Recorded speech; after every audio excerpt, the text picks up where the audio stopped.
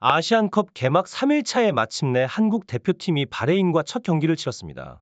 우승 후보로 거론되는 일본, 호주, 그리고 이란이 이미 첫 경기를 치른 상황이었기 때문에 한국으로서는 첫 경기의 중요성이 더욱 부각되었습니다.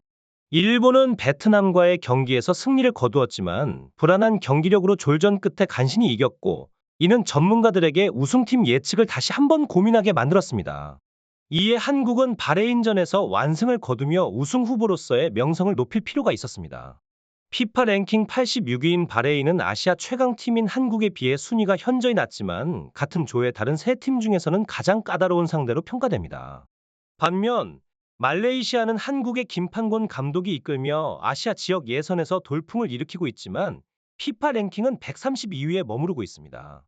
요르단은 피파 랭킹 82위로 바레인과 비슷한 수준이지만 최근 아시아 지역 예선에서는 바레인이 더 좋은 성적을 기록하고 있었습니다. 최근 한국 대표팀은 6경기 동안 20골을 폭격하며 연승 행진을 이어가고 있으며 7경기 연속 무실점으로 수비력도 강화된 상태입니다. 이러한 상황에서 한국 대표팀은 우승 후보로서의 위치를 확고히 하기 위해 개막전에서 확실한 승리를 가져가야 하는 필요성이 있었죠.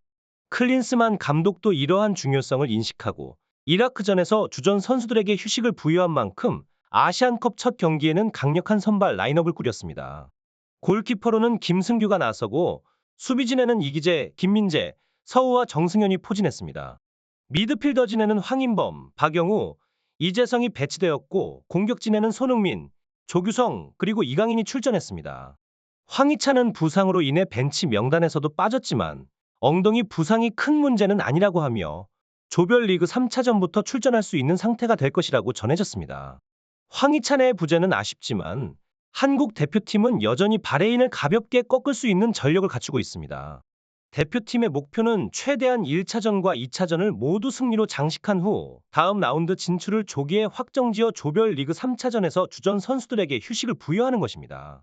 한국 대표팀은 경기 초반부터 바레인에게 선제골을 허용하지 않고 우위를 점하고자 했지만 예상치 못하게 바레인 공격수들의 움직임이 상당히 날카로웠습니다. 바레인 선수들은 자신들의 기후와 환경에 익숙한 중동 지역 팀답게 경기 시작과 동시에 측면 돌파를 통해 위협적인 모습을 보여주었고, 한국은 이에 대응하며 세트피스 찬스를 내줄 수밖에 없었습니다. 이어진 간접 프리킥은 머리로 연결되며 한국의 골문을 위협했습니다. 더욱이 박영호 선수가 경기 초반 옐로카드를 받는 등 수비진에서 경고 누적이 발생하며 한국에게 부담을 안겼습니다. 김민재 역시 역습을 저지하다 카드를 받으며 15분 만에 2명의 주요 수비수가 경고를 받는 상황에 처했습니다. 이러한 변수들은 한국이 첫 경기에서 발목 잡히지 않기 위해 피해야 할 요소였습니다. 결국 한국 수비진은 집중력을 높일 필요가 있었습니다. 전반전 한국의 가장 큰 문제점은 볼 배급이 원활하지 않았다는 점이었습니다. 최전방에는 위협적인 공격수들이 포진해 있었고 특히 이강인이 볼을 잡을 때마다 위협적인 장면이 연출되었습니다. 하지만 이강인과 손흥민이 전반전 동안 볼 터치를 충분히 하지 못했고 이로 인해 대한민국이 기대했던 선제골은 쉽게 나오지 않았습니다. 이러한 상황에서 한국 대표팀은 두 번째 반전과 더 효율적인 공격 전술을 펼치기 위한 조정이 필요했으며 팬들은 후반전에 대한민국 대표팀의 반격을 기대하고 있었습니다. 무엇보다도 중요한 것은 팀의 공격 전략이 원활하게 작동하고 공격진이 볼을 잘 활용하여 득점 기회를 창출하는 것이었습니다. 손흥민과 이강인의 볼 터치가 증가하고 그들의 기술과 창의성이 더욱 빛을 발할 수 있는 전술적인 조정이 필요한 시점이었습니다. 전반 20분경 한국 선수들이 찬스를 잡기 시작했지만 여전히 슈팅에서 어려움을 겪으며 답답한 경기력이 이어졌습니다. 이 상황에서 한국 대표팀이 바레인의 두터운 수비 벽을 뚫을 수 있는 핵심 선수는 손흥민과 이강인이었습니다. 한국은 이강인의 뛰어난 드리블 능력을 활용하는 전략이 필요했습니다. 29분에 드디어 측면에서 제대로 된 기회가 생겼고 조규성을 향한 정확한 크로스가 이어졌지만 아쉽게도 조규성이 이 기회를 살리지 못하며 전반 30분까지 스코어를 올리지 못했습니다.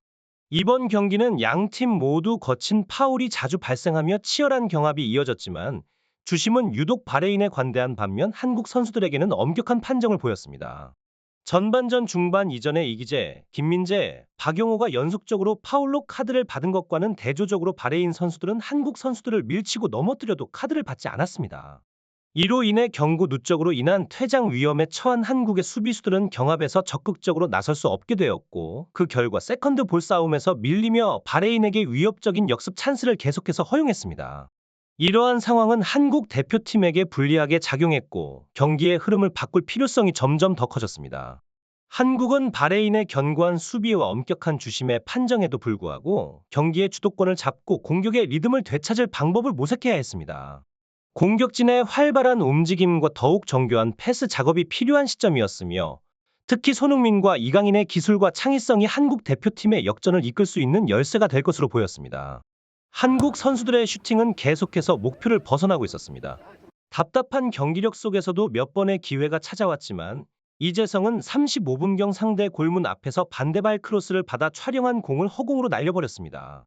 그러나 결국 이강인의 활약에 힘입어 한국에게 기회가 찾아왔고, 마침내 37분경 김민재의 후방에서 시작된 대담한 스루패스가 이재성에게 연결되었습니다. 이재성은 박스 중앙으로 크로스를 올렸고, 황인범이 적시에 침투에 들어와 왼발로 감아 찬 슛으로 선제골을 기록했습니다. 이 골은 어려운 경기 상황에서 나온 귀중한 득점이었고, 한국은 이 리드를 유지하면서 경기의 흐름을 장악해야 했습니다.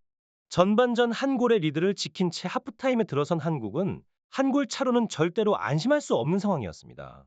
따라서 후반전에는 추가 골을 노리고 나서야 했고, 예상대로 후반전 시작과 함께 한국 대표팀은 강력하게 상대를 압박했습니다.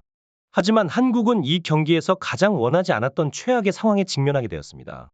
이러한 상황은 팀에게 큰 도전이 될 수 있었고, 감독과 선수들은 이에 대응하기 위한 즉각적인 조치를 취해야 했습니다. 후반전의 전략과 선수들의 반응이 경기 결과에 결정적인 영향을 미치게 될 것으로 보였으며, 팬들은 경기의 이후 전개의 촉각을 곤두세웠습니다. 50분경 바레인의 슈팅이 한국 수비수에게 맞고 튕겨나와 바레인 공격수에게 떨어지면서 동점골을 허용한 상황이었습니다. 전반전에 선제골을 기록한 후 좋은 흐름을 이어가려 했던 한국에게는 충격적인 순간이었습니다. 하지만 다행히 후반전 시작 후 얼마 지나지 않아 실점한 만큼 경기를 전환할 시간은 여전히 충분했습니다. 이때 한국 축구의 미래인 이강인이 환상적인 골을 터뜨려 경기를 다시 전환시켰습니다. 이강인은 중앙에서 공을 받자마자 안으로 드리블을 한 뒤 왼발 가마차기 슛으로 바레인의 골망을 흔들었습니다. 이 골은 마치 무에서 유를 창조한 듯한 원맨쇼였고, 이강인의 퍼포먼스는 정말 경이로웠습니다. 이 경기력이 빗바래지 않도록 한국은 더 이상 실점을 허용해서는 안 됐습니다. 그러나 이강인은 68분에 추가골까지 터뜨리며 경기를 사실상 혼자서 지배했습니다. 오른발로 상대 수비를 속인 후 왼발로 슛을 성공시켰고, 이번 경기는 이강인의 동무대와 다름없었습니다. 그의 활약은 한국 대표팀에게 중요한 승리를 가져다 주었으며, 팬들과 전문가들에게 깊은 인상을 남겼습니다. 이렇게 경기는 한국의 승리로 마무리되었습니다. 전반전에는 다소 경기력에서 헤매는 모습을 보였으나 결국 개막전에서 승리를 거두며 긍정적인 결과를 얻었습니다. 특히 이날 경기에서는 이강인의 뛰어난 경기력이 한국 축구 팬들에게 감탄을 자아냈습니다.